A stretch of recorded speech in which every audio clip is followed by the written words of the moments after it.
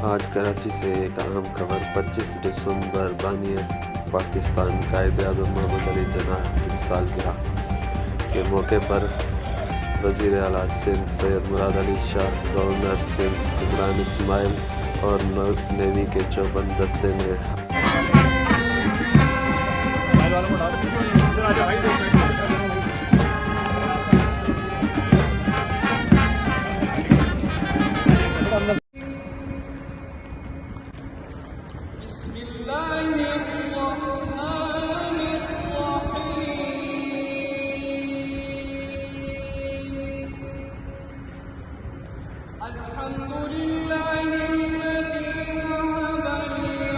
चढ़ाई।